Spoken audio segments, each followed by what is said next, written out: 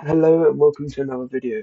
And today what we're doing is we're doing three indie games in 15 minutes and we're ranking them pretty much. The first game we have today is Cheese Rolling. This these games are going to be ranked on a couple of scales: enjoyability, uh, replayability, and kind of how much like you think you could play for a certain amount of time. Cheese Rolling, I think, is one of the many games that kind of hit the nail on the head when it comes to enjoyability and kind of the fact where you can socialize with more people as you play. It's a really fun game if you're looking for just a quick laugh. You can play it with your friends, you can play it by yourself, and it would just be amazing to play either way really. What I like about cheese rolling is that it's very different to other games. There is no real aim but to have fun.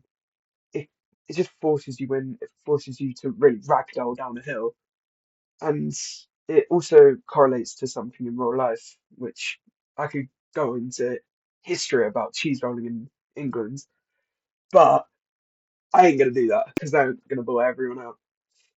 But it's a very good game where you can just enjoy just a bit of goofiness with your friends or by yourself and still have a good time. This is why I like the game so much. Is you don't have to pay for pretty much anything except from skins, and it's very easy, very fun. Firstly, I'll give cheese rolling on enjoyability at least a 7 out of 10.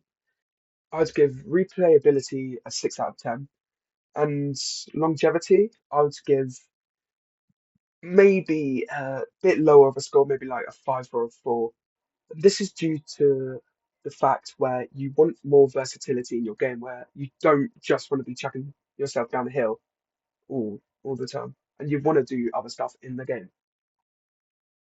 Next up, we have Unturned, which is a fun like zombie sandbox game. It's kind of in the style of like a Roblox or a just like a lower quality uh zombie survival game. It's kind of like Minecraft mixed with a Roblox.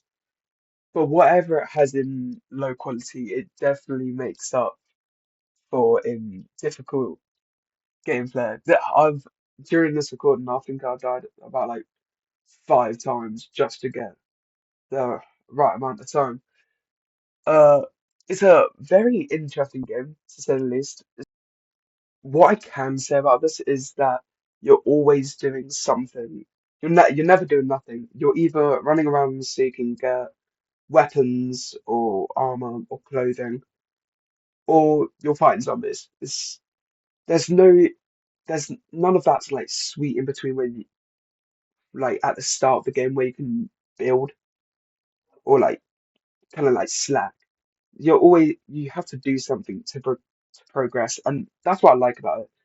You always have to do something, and whilst you're doing that, it's very hard to survive as well.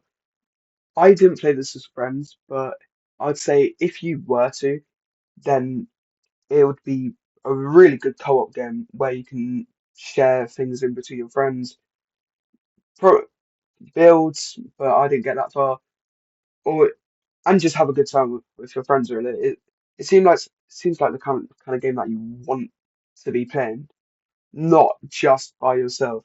You want to be playing it with like at least like 4 people, just so then you can really make your time out of it. It's a game that if you see yourself playing, you're going to play it for a long time instead of just a short time like I did. So I would definitely say, like, if you were to play it, give it more time and play it with more people because it's a good game. Oh, on the scale, I'll give this game an enjoyability scale of maybe like a 6 or 8. I know what you thought I was going to say that, but I'm only giving it a higher ranking just because I know it'd be more fun if you were to play it with friends than if you were to play it by yourself.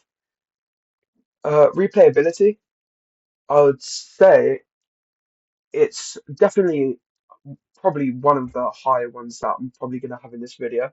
It's going to be an 8 or or a 9. This is because you can play it again with friends, but you'll also never have nothing to do. Uh, on longevity scale, I'd put it between a 7 and an 8, mainly because you to get the most out of this game, you really want to play it for a long amount of time. But overall, it's a good game. Last but not least, we have Grandpa's Cheers. Now, this game is, to say the very, very, very least, funny, stupid, and stupid again. Uh, the premise of this game is simple, and yet somehow they make you laugh at least more than 2 times. If you combine a maze cheesiness, which is quite a common factor in this video, and a grandpa, you'll get this game. It's it, it's just so stupid. It's a game where you can play it just once and you'll have enough of it. It'll take up maybe 20, 15 minutes of your time without problem and leave you not regretting that time wasted. You have Grandpa running around a maze like Naruto, but you're also running around the maze and picking up pieces of cheese like your little mice or mouse. Uh, it's a game that's trying to be a horror and a funny game at the same time, and it somehow does it successfully. Is and as you'll see in like 5 seconds, it just kind of proves it, where you just see this man in like all blue, just like breakdancing, as you can see right here. It it's just a random. It's a random game, and he's breaking it down. Obviously, it's and just by the process of elimination, you wouldn't see that in other games like Rainbow Six Siege or Valorant. So it easily has to make Grandpa's Cheese like the best game in existence. But on a serious note, I would give Grandpa's Cheese a scale of originality, definitely a 10, maybe even 100. Uh, Cheesiness, 1,000. uh, Enjoyability, I would give it a 9. Replayability, I would definitely give maybe like a 2 or a 8. No, no, no, 2 or 8, massive scale. But I'll give it like a 4. Uh, for longevity, I'd give it a very low number, like 4 or 3, just because how short of a game it is. And yeah, it's to say the least, it's a funny, scary, yeah, some might say scary. It's just a game, really. It's a funny, scary game, which you don't really find too many of, really. So to say the least, it's a good game, but I definitely wouldn't play it more than once. Now, I for these three, I think there's quite a clear thing that goes for each one of them. For longevity, I definitely would say cheese rolling because you'll play it for a long time with your friends' friends, your brothers, your sisters, your mum, your dads, anyone, and you'll have a good time doing it.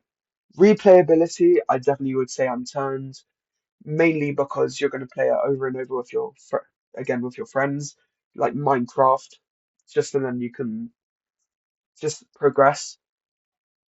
And lastly, for the most fun game out there, clearly the game of the century, I would put Grandpa's Cheese. Now, this is a good game, short for a good laugh, and yeah, you enjoy it. And I hope you enjoyed the video, and I'll see you next time. Peace.